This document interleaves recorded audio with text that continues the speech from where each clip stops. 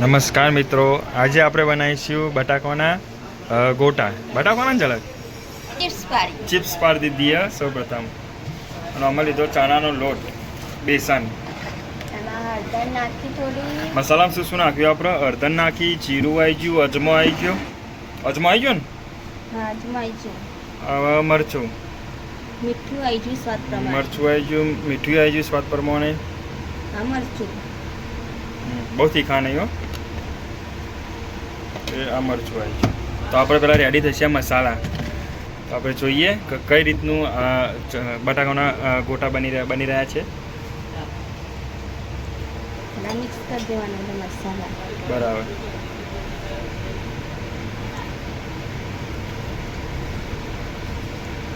જેમ જેમ કોરું પડે એમ તેમ તેમ પાણી વેરતું રહેવાનું.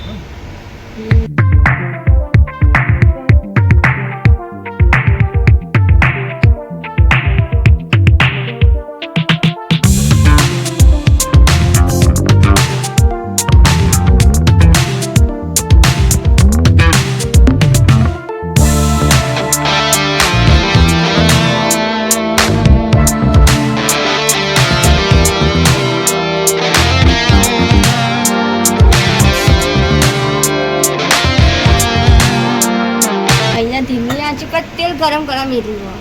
એવું હે? તો જોઈ લો મિત્રો, તેલ પણ ગરમ થઈ રહ્યું.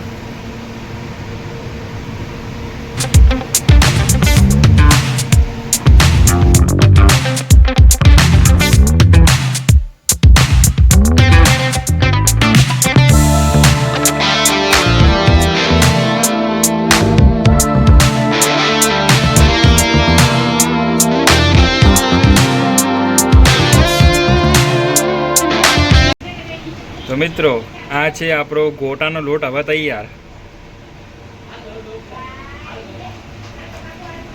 બધા મસાલા મિક્સ કરી દીધા અને બટાકાની ચિપ્સ પણ પાડી દીધી. અને એક બાજુ તેલ પણ ઉકળવા મેલ્યું હતું, એ પણ તેલ પણ સરસ મજાનું ઉકળી ગયું.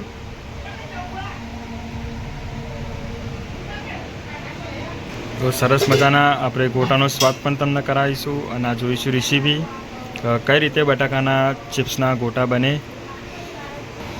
તો મિત્રો, આપણે મસાલાવાળો લોટ ઘરે જ બનાવ્યો. બધા મસાલા અંદર મિક્સ કર્યા. પહેલાં ચણાનો લોટ જ હતો.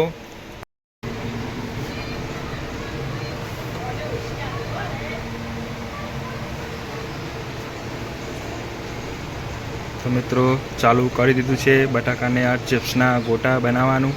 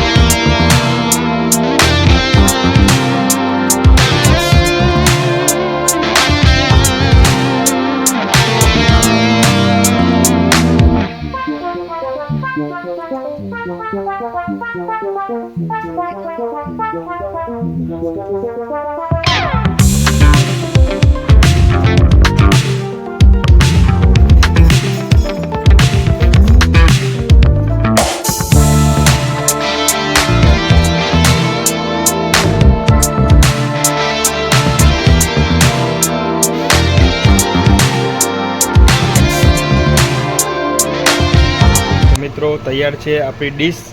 ડુંગળી અને બટાકાના ગોટા.